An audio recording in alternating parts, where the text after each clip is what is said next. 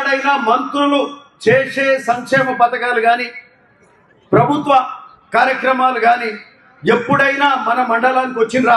ఒలిగొండకి ఎవరైనా మంత్రి వచ్చిండా 10 ఏళ్ళలో? నేను అడుగుతున్నా, ఎప్పుడైనా వచ్చిండా?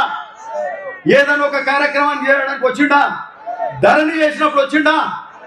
పనికి మళ్ళీ ధరణి తెస్తే మంత్రి లేడు, అధికారి లేడు, 10 ఏళ్ళు ఆగం చేసిండ్రు. ఓ 7 ఎప్పుడు వచ్చినప్పటికీ 5-6 ఏళ్ళు అయితే ఆగమాగమైన రైతులు ఇబ్బంది పడ్డారు. రైతులు ఎంఆర్ఓ ఆఫీస్ లో చుట్టూ తిరిగి చెప్పులు అరిగేలాగా తిరిగారు, ఇబ్బంది పడ్డారు, ఆత్మహత్యలు కూడా చేసుకున్న పరిస్థితి మనం చూసినాం. ఈరోజు మిత్రులారా, నిజంగా చాలా గొప్ప విషయం.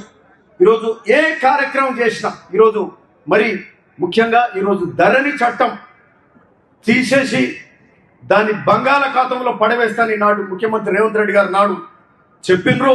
ఈరోజు ముఖ్యమంత్రి అయినాక మరి ఆ బంగాళాఖాతంలో వేసే కార్యక్రమం రేవంత్ అన్న మరి పొంగిరెడ్డి సీనన్న ఆ బాధ్యత తీసుకొని దాన్ని బంగాళాఖాతంలో పడేసి ఈరోజు భూభారతి చట్టము అమలు చేసే కార్యక్రమం, మొన్న అంబేద్కర్ జయంతి రోజు ఆ రోజు దాన్ని ఇంప్లిమెంట్ చేసే కార్యక్రమం చేసి ఈరోజు అక్కడితో ఆగక అధికారులతో ఆ రోజు పెద్ద అవగాహన సదస్సు, ఆ రోజు మీటింగ్ పెట్టలే.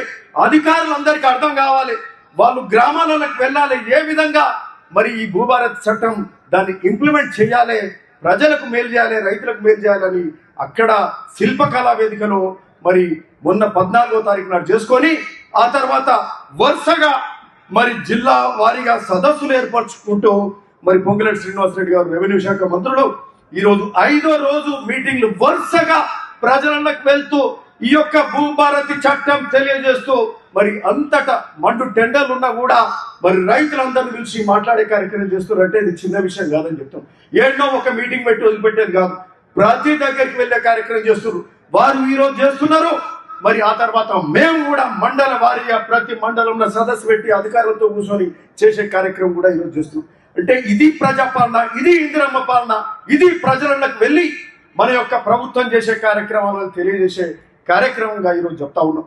ఈరోజు ముఖ్యంగా భువనగిరిలో చూస్తే భువనగిరి నియోజకవర్గంలో ఒక్కటి సంతోషం ఏమనిపిస్తుందంటే మనకు సంబంధించిన బునియాది కానీ పిలాయిపల్లి ధర్మారెడ్డి కాలువలకు 500 కోట్ల రూపాయలు శాంక్షన్ అయితే మరి ఉత్తమ్ కుమార్ రెడ్డి గారే స్వయాన వచ్చి ఇక్కడనే పర్యవేక్షణ చేసి అనాస్పురంకి వచ్చి ఇక్కడ దానికి సంబంధించి నిధులు శాంక్షన్ చేశారు. మరి అంటే మంత్రి గారే స్వయంగా వచ్చి రైతులతో మాట్లాడి ఇక్కడనే శాంక్షన్ చేసారు. ముఖ్యమంత్రి గారి కన్సల్ట్ రేవంత్ రెడ్డి అన్న మరి కన్సల్ట్ తోటి చేయడం జరిగింది. మరి అట్లనే మూసీ కాలువలైనా మరి అలీనగర్ కాలువ కానీ బొల్లపల్లి కాలువ కూడా అట్లే బునియాది కానీ మన భీమలింగం కాలువలకు కూడా మళ్ళా సమాంతర కాలువలు, ఈ పెద్ద కాలువలకు సమాంతరంగా ఉన్న కాలువలకు మరి అంతే ఆయకట్టు కూడా ఉంటుంది. చిన్న కాలువలు అయినప్పటికీ వాటికి కూడా 10 కోట్ల రూపాయలు కావాలంటే వాటికి కూడా త్వరలో శాంక్షన్ తీసుకొస్తున్నాం. సో ఇది ఇరిగేషన్ సంబంధించిన మన కార్యక్రమాలు జరుగుతాయి. ఎందుకంటే నీళ్లు ఇంపార్టెంట్. రైతు ఇక్కడ వచ్చిన రైతుకు ప్రతి ఒక్కరికి నీళ్ళే ఇంపార్టెంట్ కాబట్టి ఆ నీళ్ళ మీద మనం చేసుకున్న కార్యక్రమం టెండర్లు పిలిచిండ్రు. ఆ కార్యక్రమాలు త్వరలో మనం స్టార్ట్ చేసుకుంటున్నాం. ఆ కాలువల శాంక్షన్ కూడా ఇక్కడ ఉన్న వీరేశం గారు, మా ఐలయ్య గారు, మేము అంతా పదే ముఖ్యమంత్రి గారిని ఉత్తమ్ కుమార్ రెడ్డి గారిని మాట్లాడి గెలిచాక ఏ ఒక్కరోజు ఊరుకోకుండా కాలువలు ఎంబడి శాంక్షన్ తీసుకొచ్చుకున్నాం. అక్కడ శామ్యుల్ గారు కూడా. సో ఈ విధంగా మరి శాంక్షన్ తీసుకొచ్చుకున్నాం. అట్లనే మూసీ ప్రక్షాళన మీద ముఖ్యమంత్రి గారు ఏడుకొచ్చుర్రు. వికారాబాద్ నుంచి హైదరాబాద్ నడుబొడ్డ నుంచి వాడపల్లి వారికి పోయే మూసీ కాలువల మీద ముఖ్యమంత్రి గారు మళ్ళా ఒలిగొండ మండలం ఎంచుకుర్రు. ఒలిగొండకే వచ్చిండు, సంఘం దగ్గరకు వచ్చిండు, పాదయాత్ర చేసిండు. మూసీ ప్రక్షాళన చేస్తని నడుం బిగించి ఇంకా రైతులతోటి మాట్లాడి, కుల వృత్తుల వాళ్ళతోటి, మత్స్యకారులతోటి మాట్లాడి, రజకులతోటి మాట్లాడి, గౌడన్నలతోటి మాట్లాడి మూసీ ప్రక్షాళన చేస్తామనే కార్యక్రమం. అంటే ఈ విధంగా ఒలిగొండకు మరి ఈడ రావాల్సిన న్యాయం కూడా ఉందన్న శ్రీనివాసరెడ్డి అన్నకు చెప్తున్నా. ఇది రాష్ట్రంలోనే అతిపెద్ద మండలం, 17 ఎంపీటీసీలున్న మండలం అంటే ఈ ఒలిగొండ మండలం. మరి అంత పెద్ద మండలానికి మీరు రావడం న్యాయం కూడా ఉన్నదని మేము భావిస్తూ ఉన్నాం. ఈరోజు ముఖ్యమంత్రి గారు వచ్చిండ్రు, ఇరిగేషన్ శాఖ మంత్రులు వచ్చిండ్రు, ఈరోజు రెవెన్యూ శాఖ మంత్రులు వచ్చి ఈరోజు రైతులకు అతిపెద్ద సమస్య గడచిన కొద్దేళ్ల నుంచి మరి ఏదైతే ధరణి చట్టంతో విసిగి వేసారి రైతులు ఇబ్బంది పడి ఆశలు వదుక్కున్నారో మేము ప్రతిపక్షాలుగా ఆ రోజు ధర్నాలు చేసినాం, గాంధీ భవన్ లో ధర్నాలు చేసినాం, భువనగిరిలో ధర్నాలు చేసినాం, రోడ్లు ఎక్కినాం మీ పక్షాన.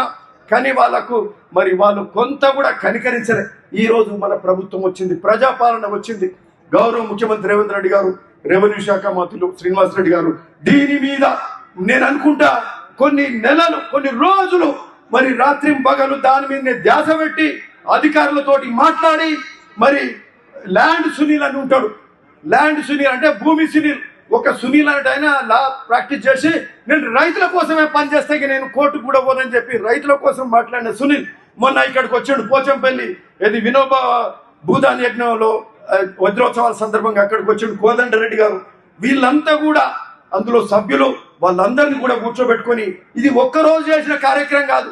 రాత్రనక పగలనక సగం సమయం వారు దానికే ఇచ్చి మంత్రి అయినాక ఈరోజు ఈ యొక్క మరి దీని మీద పెద్ద ప్రచారణ చేసి భూభారతి చట్టం తీసుకొచ్చిందంటే ఇది గొప్ప విషయం. ఇది మళ్ళా రైతులు మళ్ళెక్కడ ఇబ్బంది పడవద్దు, మళ్ళా ఇబ్బంది ఎక్కడ.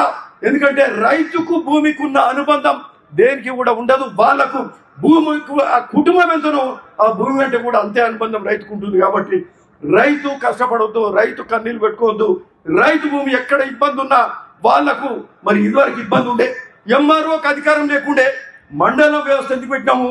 ఎంఆర్ఓ దగ్గరికి పోతే పనులు అయితే భూమి కానీ ఇంకేదైనా పంచాయతీ కానీ ఎంఆర్ఓకి అధికారం లేదు, ఆర్డీఓకి లేదు, కలెక్టర్కి లేదు. కలెక్టర్కు ఇన్నో ఉండేది, మిగతాదంతా హైదరాబాద్ సీసీఎల్ఏకి పోవాలి. అంటే ఏ భూమి ఎక్కడ పరిష్కారం కావద్దు, మా దగ్గరికి వస్తేనే మేము పరిష్కారం చేస్తాం. ఇలా పెద్ద పెద్ద భూములు ఏమొస్తాయి, మేమేం దండుకోవచ్చు, మేమేం కాజేయవచ్చు అనే ఆలోచన చేసిండ్రు. అట్లా కాజేసిందని కూడా మేము చెప్తున్నాం. ఇప్పుడు సభ ఇక్కడ సభాముఖంగా చెప్తున్నాం. చుట్టుముట్టు హైదరాబాద్ కానీ రంగారెడ్డి కానీ తెలంగాణలో భూముల విలువలు పెరిగినాయి. కష్టపడవద్దు, రైతు కన్నీళ్ళు పెట్టుకోవద్దు. రైతు భూమి ఎక్కడ ఇబ్బంది ఉన్నా వాళ్లకు మరి ఇదివరకు ఇబ్బంది ఉండే, ఎంఆర్ఓకి అధికారం లేకుండే. మండలం వ్యవస్థ ఎందుకు పెట్టినాము? ఎంఆర్ఓ దగ్గరికి పోతే పనులు అయితే భూమి కానీ ఇంకేదైనా పంచాయతీ కానీ ఎంఆర్ఓకి అధికారం లేదు, ఆర్డీఓకి లేదు, కలెక్టర్కి లేదు. కలెక్టర్కు ఇన్నో ఉండేది, మిగతాదంతా హైదరాబాద్ సీసీఎల్ఏకి పోవాలి. అంటే ఏ భూమి ఎక్కడ పరిష్కారం కావద్దు, మా దగ్గరికి వస్తేనే మేము పరిష్కారం చేస్తాం. ఇలా పెద్ద పెద్ద భూములు ఏమొస్తాయి, మేమేం దండుకోవచ్చు, మేమేం కాజేయవచ్చు అనే ఆలోచన చేసిండ్రు. అట్లా కాజేసిందని కూడా మేము చెప్తున్నాం. ఇప్పుడు సభ ఇక్కడ సభాముఖంగా చెప్తున్నాం. చుట్టుముట్టు హైదరాబాద్ కానీ రంగారెడ్డి కానీ తెలంగాణలో భూముల విలువలు పెరిగినాయి. ఈ ధరణి ద్వారా అనేక వందల ఎకరాలు కొల్లగొట్టిండ్రు. కన్జర్వేషన్ ల్యాండ్ యూజ్లు అడ్డగోలుగా దండుకున్నారు, తప్పేం కొట్టలేదు. మరి దానికోసమే వాళ్ళు పెట్టుకున్నారేమో తెలియదు, కానీ రైతులను అయితే ఇబ్బంది పెట్టిండ్రు. ఈరోజు మరి తేట తెల్లంగా ఉండే భూభారత్ చట్టం తీసుకొచ్చి ఎంఆర్ఓ దగ్గర జరుగుతుంది. ఎంఆర్ఓ దగ్గర కాకపోతే ఆర్డీఓ దగ్గర అవుతుంది, ఆర్డీఓ దగ్గర కాకపోతే జాయింట్ కలెక్టర్ దగ్గర అవుతుంది, జాయింట్ కలెక్టర్ దగ్గర కాకపోతే కలెక్టర్. సీసీఎల్ఏకు ఏదో కొన్ని కేసులు పోతాయి తప్పితే అన్ని హైదరాబాద్ పోయి చేసుకునే ముచ్చట ఉండదు. ఎక్కడో 5-10% ఏమైనా పోతాయేమో. నాకు కూడా పూర్తిగా నేను రెవెన్యూ అధికారిని కాదు, నాకు పూర్తి చట్టం తెలియదు. సో నేను అనుకుంటున్నా ఇది ప్రజలకు ఒక స్నేహంగా ఉండే చట్టం, ప్రజలకు ఈరోజు మంచి చేసే చట్టంగా ఈ భూభారత్ చట్టం ఉండబోతుందని మరి పెద్దగా మరి ఓ సంవత్సరం పాటు కష్టపడి తెచ్చిన ఈ భూభారత్ చట్టం తెచ్చిన రెవెన్యూ శాఖ మంత్రులు పొంగులేటి శ్రీనివాసరెడ్డి గారికి నమస్కరిస్తూ మనందరి తరఫున నమస్కరిస్తూ ధన్యవాదాలు చెప్తా ఉన్నాం. మరి చాలా గొప్ప విషయం. ఈరోజు అనేక కార్యక్రమాలు మంత్రులే మన సమక్షంకి మన దగ్గరకు వచ్చి ఈరోజు ఇవన్నీ కార్యక్రమాలు చేస్తూ. ఇంకొక విషయం, ఈరోజు ఇక్కడ కూర్చున్న మంత్రి ఈ ఒక్క భూభారత్ చట్టమే కాదు, రైతులకు మేలు చేసే ఈ ఒక్క కార్యక్రమే కాదు. ఈ రోజు గ్రామాలలో ముగ్గులు వస్తున్నారు. ఇందిరమ్మ ఇళ్లకు 10 ఇళ్ళు లేకుండే, 10 పేదవానికి ఇల్లు లేకుండే ఈ రోజు ఇండ్లకు ముగ్గులు పోసి పైలట్ ప్రాజెక్టులలో ముగ్గులు పోస్తున్నారు. ఈరోజు మళ్ళా మిగతా గ్రామాలలో కూడా మరి ఆ లిస్టులు అనేటి L1లు ఫైనలైజ్ అయినాయి. అర్హులకు నియోజకవర్గానికి 3500 ఇండ్లు ఇస్తే పైలట్ ప్రాజెక్టులు పోను దాదాపు 3200 ఇండ్లు ఉంటే అవన్నీ కూడా ఎక్కడికక్కడ పారదర్శకంగా ఇందిరమ్మ ఇండ్లు మరి ఏ పార్టీ గీటీ అని కాకుండా మనకు స్వచ్ఛంగా అతి పేదవానికి ఇండ్లు ఇచ్చే కార్యక్రమం ఈరోజు ప్రతి గ్రామంలో జరుగుతుంది. మేము అనుకుంటాం 31వ తారీఖు వరకు లిస్టు కూడా ఫైనల్ కాబోతున్నది. 30వ తారీఖు వరకు లిస్ట్ ఫైనలైజ్ అయిపోతుంది. ఆ తర్వాత ప్రతి గ్రామంలో మరి ముగ్గులు పోసుకునే ఇళ్లకు ఇందిరమ్మ ఇళ్లకు ముగ్గు పోస్తారు, ఇండ్లు కట్టుకునే కార్యక్రమం అవుతుంది. ఒక్కటి చెప్పాలి, పొంగులేటి శ్రీనివాసరెడ్డి అని చెప్తున్నా. సినన్న ఒక్కటి, ఇందిరమ్మ ఇళ్ల కార్యక్రమం మొన్న ఈ బండో సోమవారంలో అక్కడ చెప్పిండ్రు. ఇందిరమ్మ ఇళ్ళు అక్కడ మొదలైనవి. ఆ ఊరంతా కలకలలాడుతున్నాయి. 80 ఇళ్ళు కట్టుకుంటున్నారు మేస్త్రీలు, మరి అట్లా కార్మికులు స్టీలు సిమెంట్ కొనుగోలు ఉష్క మరి ఇట్లా ఇటుకలు ఇవన్నీ అంటే ఊరి మొత్తం పని కల్పించబడ్డది. అక్కడ వంకమామిడి కావచ్చు, ఇక్కడ నాతాలగూడెం కావచ్చు, అంటే అక్కడ ఎక్కడికక్కడ అక్కడ రుద్రవెల్లి కావచ్చు, ఎక్కడికక్కడ ఇంద్రమ్మ కట్టుకుంటుంటే ఈ పైలట్ గ్రామాలలో కడితేనే ఇట్లుంటే ఊరా ఇంద్రమ్మ ఇండ్లు కడితే ఈరోజు ఊర్లలో పని చేతి నిండా పని ఉంటుంది. మరి ఇంత డబ్బు కూడా ప్రజలలో మళ్ళా జేబులలో మరి పైసలు గలగలలాడతాయని కూడా చెప్తున్నారు. అంటే ఆర్థిక స్థితికి కూడా ఇది ఇంద్రమ్మ ఇళ్ళది కూడా కొంత దోహదపడుతుంది. ఇంతేకాకుండా మళ్ళీ రాజు యువ వికాసం కూడా మరి అది కూడా మొదలు పెట్టిర్రు. అది కూడా నేను అనుకుంటా 1వ తారీఖు నుంచి లిస్టులో అప్లికేషన్ పెట్టిర్రు. అది కూడా యువతకు ఉపాధి హామీ కోసం మరి 6,000 కోట్లతోటి రాష్ట్ర వ్యాప్తంగా రాజీవ్ యువ వికాసం కూడా జరుగుతుంది. గొప్ప కార్యక్రమాలు జరుగుతున్నాయి. సన్న బియ్యం ఇచ్చే కార్యక్రమం జరుగుతుంది. సన్న బియ్యం సన్నన్నము మరి అందరి ఇళ్లలో పోయి కూడా తిన్నాం, చాలా ఇళ్లలో తిన్నాం. పేదవాడు మధ్యతరగతి వాళ్ళు సంతోషంగా ఉన్నారు. రేషన్ కార్డులు మొదలైనవి. అంటే ఈ విధంగా ఇన్ని కార్యక్రమాలు జరుగుతున్నాయంటే చాలా గొప్ప విషయంగా మేము భావిస్తూ ఈరోజు ఇందిరమ్మ ఇళ్ళది సంతోషంగా ఉన్నామన్నా సంతోషంగా ఉన్నారు మా వాళ్ళంతా. కాకపోతే కొన్ని ఇండ్లు అయితే పెంచాలని చెప్పి ఈ సందర్భంగా మేము పొంగులేటి శ్రీనివాస్ రెడ్డి కోరుతున్నాం. ఇండ్లను మీరు పెంచితే ఎందుకంటే ఇండ్లు సరిపోతలేవు. జరా 10 ఏళ్ళు వాళ్ళు ఇవ్వకపోయి వాళ్ళకు అసలు సోయి ఉండనో లేకుండానో తెలియదు. ఇల్లు 10 ఏళ్ళు అంతకుముందు ఇచ్చిన ఇళ్ళన్నీ కూడా ఇందిరమ్మ ఇళ్ళు ఏ ఊరికి పోయినా ఈరోజు మళ్ళీ మనతోటి ఆ ఇందిరమ్మ ఇళ్ళు మొదలైనా మీకు నిజంగా ఇందిరమ్మ ఇళ్ళు ఇస్తున్నాం. ధన్యవాదాలు. ఆ సంఖ్య పెంచాల్సిందిగా కోరుతా ఉన్నాం. మరి అట్లనే ఇందిరమ్మ ఇళ్ళదే కాకుండా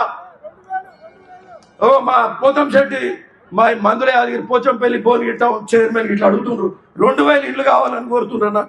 అయితే ఇందిరమ్మ ఇళ్ళది అది చాలా ఆవశ్యకత అన్న. అందరు సంతోషంగా ఉన్నారు. ఎందుకంటే ఇల్లు ఇస్తే అంతకంటే పుణ్యం ఉండదు పేదోనికి. ఇంటి మీద కప్పు లేదు, తాటిపత్రి రేకులు పెంకులు కూలిపోయే ఇళ్ళు ఉన్నారు. వాళ్ళకి మేలు చేయాల్సిన అవసరం ఉందని చెప్తూ అట్లనే ఇంకొకటి డబుల్ బెడ్రూమ్ల ఇళ్ళు కూడా పెండింగ్ ఉన్నాయన్న. మాకు 660 ఇళ్ళు ఉన్నాయి. 660 దాదాపు భువనగిరి నియోజకవర్గంలో, భువనగిరి టౌన్లో, జుబ్లక్పల్లిలో, మరి అట్లనే ఆడ కొండమడుగుల, మరి అట్లనే పోచంపల్లి టౌన్లో కూడా ముక్తాపూర్లో ఉన్నాయి. ఈ ఇండ్లన్నీ కూడా వాటికి కొంచెం నిధులు పెట్టాలన్నా అదొక అంశం ఉంది. దాదాపు 5-6 crores పెడితే అవి కంప్లీట్ అయిపోతాయి అన్న. డోర్లు అద్దాలని పగిలిపోయినాయి, వైర్లు గుంజుకొని వైర్లు దొంగతనం అయినాయి. సో అవన్నీ కూడా పట్టించుకున్నోడు లేడు. ఈరోజు అవి కూడా కంప్లీట్ చేసుకుంటే మరి చాలా సంతోషం అన్న. అదొకటి. అట్లనే అన్న మాకు ఇంకొక విషయం ఏంటంటే మాకు ఇక్కడ మాకు సంబంధించి ఒక ముఖ్యమైన అంశం మీరు ఇవ్వాల్సిందిగా కోరుతున్నాం. ఈ భువనగిరి నియోజకవర్గానికి సంబంధించి ఎంఆర్ఓ ఆఫీసులో వాటిని కూడా పోయిన ప్రభుత్వం పట్టించుకోలేదన్న. ఒలిగొండ ఎంఆర్ఓ ఆఫీసు కూలిపోయే పరిస్థితిలో ఉంది. పోచంపల్లి ఎంఆర్ఓ ఆఫీస్ అదే పరిస్థితి ఉంది. భువనగిరి ఎంఆర్ఓ ఆఫీస్ అదే పరిస్థితి ఉంది. ఈ 3 ఎంఆర్ఓ ఆఫీసులో మీరు కొత్త బిల్డింగ్లు, నూతన బిల్డింగ్లు శాంక్షన్ చేయాల్సిందిగా కోరుతున్నాం. అట్లనే ఒలిగొండ మండలం పెద్దది, మాకు ఒక సబ్ రిజిస్ట్రార్ ఆఫీస్ కూడా ఒలిగొండలో పెట్టాల్సిందిగా మేము కోరుతున్నాం అన్న. సో ఎందుకంటే ఈ మండలం అతి పెద్ద మండలం. మాకు అత్యధిక మెజార్టీ ఇచ్చిందంటే ఈ ఒలిగొండ మండలమే. మా వాళ్ళంతా 1 side గా ఓట్లేసారు ఈ ఒలిగొండలో కూడా. వాళ్ళందరికీ కూడా మీ అందరికి ధన్యవాదాలు చెప్తూ మరి మీరు చేసినందుకే ఈరోజు మంత్రులు ప్రభుత్వమే దిగొచ్చి మనకు మేలు చేసే కార్యక్రమం చేస్తుందంటే ఇది మన ప్రజాపాలన, ఇది మీరు చేసిన మేలు కాబట్టినే ఈరోజు అందరూ కూడా ప్రభుత్వమే దిగొచ్చి మనకు మేలు చేసే కార్యక్రమం చేస్తుందని మీ అందరికీ కూడా నమస్కరిస్తూ మరొకసారి పొంగులేటి శ్రీనివాస్ నమస్కరిస్తూ ధన్యవాదాలు అన్న. నమస్తే.